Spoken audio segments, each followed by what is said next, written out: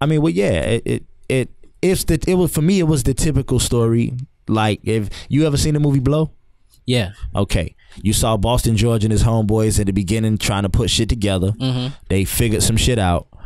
They found a plug, and they got rich as fuck. They started having a lot of fun, and then they started getting in trouble.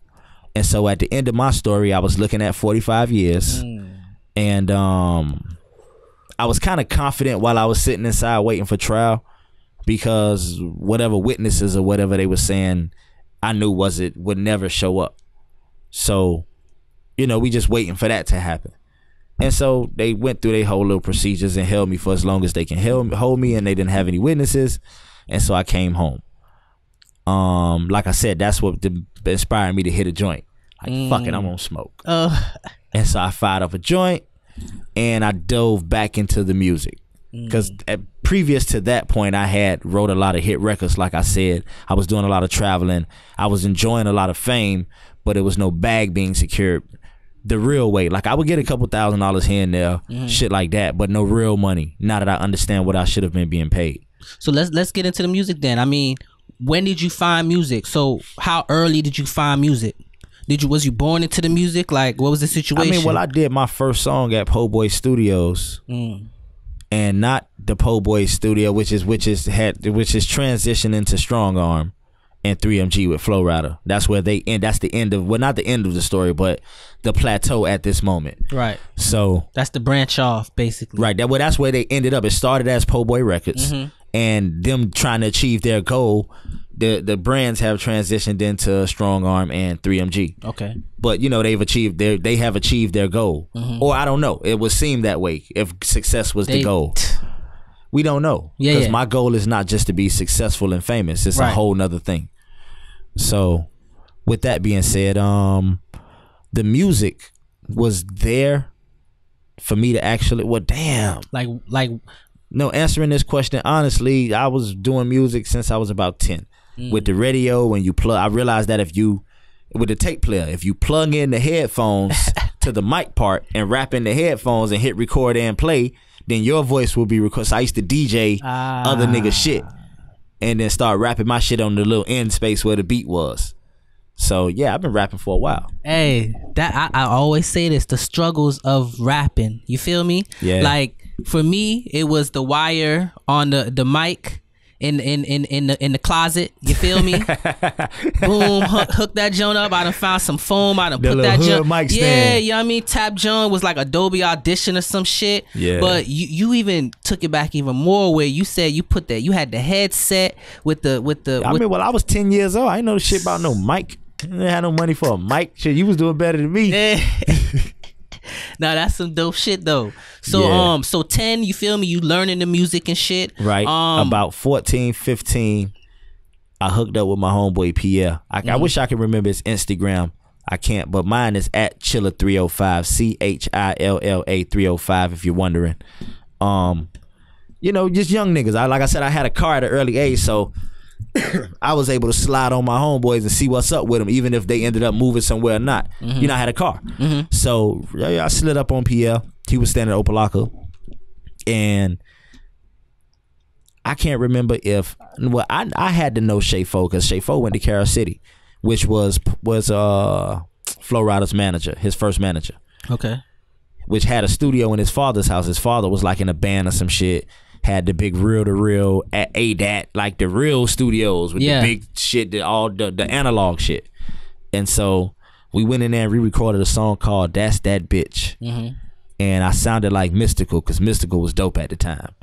And so like every good artist, when they starting out, they gonna emulate what they like. Yeah, the best. Yeah. And so, you know, that shit was funny. I can almost, because my brain is like, well, everybody's brain is a computer. They just don't realize it. But as I'm thinking of this memory, the verse is loading up in my brain. You know, I see the little spinny shit, like on the Apple. But yeah. So you recorded on one of them throwback studios, the real deal studios, like. Yeah.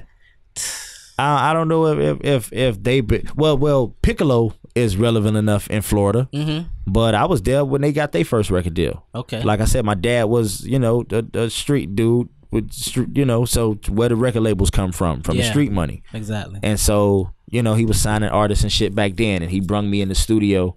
Damn, this just look at that, just spawned another dope story I forgot about. He bought into a studio called EKG Records, and at the time their star was Black Hayes. Everybody thought he was Tupac, so he had a big buzz because it's when Tupac first died. Yeah. And so my dad bought into the label, and they had coming out next was Polo Dynasty and Piccolo.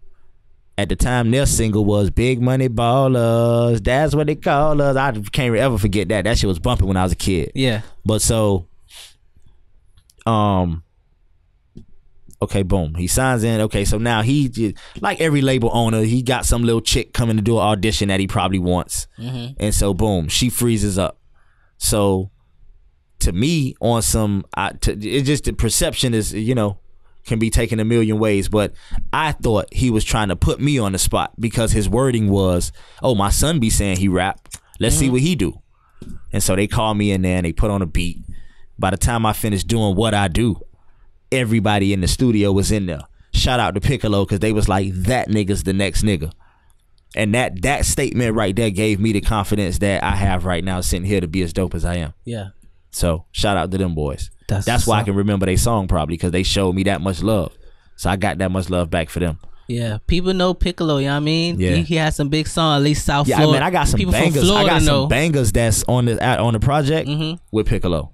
Some bangers. I had to go back and work with them boys. I was gonna say that's good that you still have the connection. Yeah. Yeah, that's good. Yeah. That's dope. Yeah, like I said, man, I'm about to put my city and then musicians across the whole world in a position of independence and able independence. Not saying, oh, I'm independent, but you don't know what the fuck you doing. Yeah, you just want to say it because some other nigga said it. No, I'm going to share the knowledge the same way I would share a dope video or a dope post or a dope quote or a dope meme. So after this interview, podcast, conversation, nigga, I'm gonna get in my phone and I'm gonna show you some shit. Yeah. So that any other artist you come in, you can at least verbally tell them, okay, man, look, you need to go get with Chilla. Yeah. Nigga showed me some shit. Hey, that's what this is about. You know what I mean? Famous before the fame. We trying to get them, put you on. We trying to shed light to the talent. We trying to give them tips and all this shit, opportunities. You know what I mean? Right. We're not the type to hold none of this shit. You know what I mean? This is a platform to express everything. You know what I mean? So yeah, I mean this is deep, you know what I mean? The music, you feel me? So 14, you know what I mean? You did this song, you know what I mean? You recorded or whatever. Like, did you put it out? Like, was it on the radio? What was the situation? Oh, nah. My first song that ended up being on the radio was This Is How We Ride Down South. That's crazy. I'm remembering all of this shit now. Yeah. I thought I smoked all of these memories away. But my first, it was like a real southerny record at the time. You know, that southern shit was popular, but it was all on all of the underground stations, to the point where we had started performing at the parades and you know, shit like that, getting a lot of clout. Like I said, my name was Papa Smurf at the time. Okay. And so now the big radio fame, we did a song with the Slip and Slide All Stars at the time. Take It to the House was very popular. Trick Daddy, Trina, and so I went and got all of those guys, which was Money Mark, Trina, Funk Boogie. The only person I didn't get was Trick to collab on a record with me, which we called the All Stars. Okay. And in the verse, I said, you can call a nigga Pretty Ricky Ricky. I like a chick that's sticky, thicky, thicky. From the fucking mood show Martin, you know, Pretty Ricky Fontaine. Nigga walk in and get all the bitches. Yeah. And so everybody was calling in the radio station saying, play that Pretty Ricky Ricky song. Oh, shit. And that's what my fucking name became. So now my little brothers get old enough to... What year is this? Shit, man. This is maybe 2012, 11. I don't know. Grind on Me popped off. No, damn 2012. That's before that. No, yeah. Grind on Me hit the airwaves 2004. That's how I'm gonna time it. Okay. So like a year before that. So 2003. Okay. Was like when we started getting on the radio and shit. So my little brothers get old enough to start rocking with me, and the group was called Pretty Ricky and the Mavericks. Okay, boom. So now we're performing and we doing that shit, and we had a meeting with BB from Circle House, and he, you know, my little brothers, which is Baby Blue, Slickum, and Spectacular. Okay. Spectacular still fucking look like he 18. So imagine how young he looked when he was 13. Back then. Right. So the advice BB gave us was, look, the music sounds great, but not many people are gonna believe that you guys are Miami hood niggas, even though you little niggas got a gun. I see it. Yeah. I see it.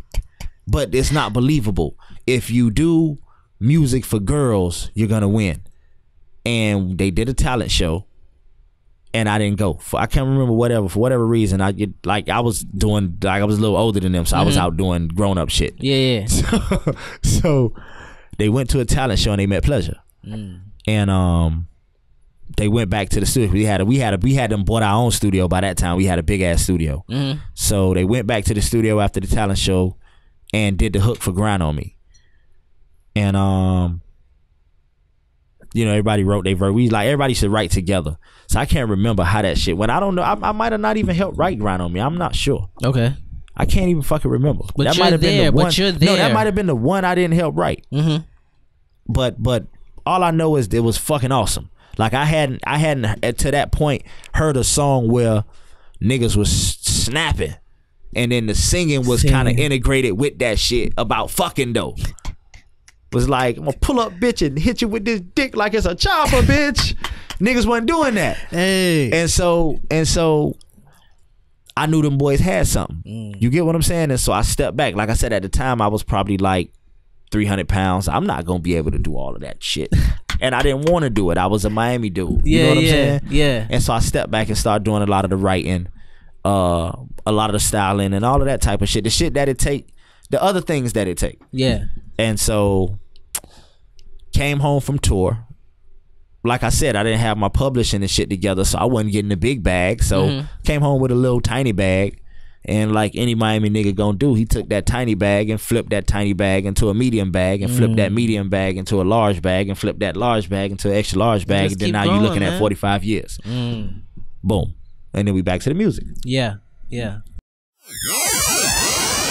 Thank you for listening to Famous Before the Fame podcast. I really appreciate it. Check this out. I'm going to keep doing my job, which is continue to deliver dope content. What I need from you in return don't even cost $1. If you really like this episode and want to hear more, make sure you follow us on SoundCloud, iTunes, Stitcher, and watch us on YouTube so you never miss another episode. Like, subscribe, review, retweet, and share. Again, I am Super Sean, and this is famousbeforethefame.com.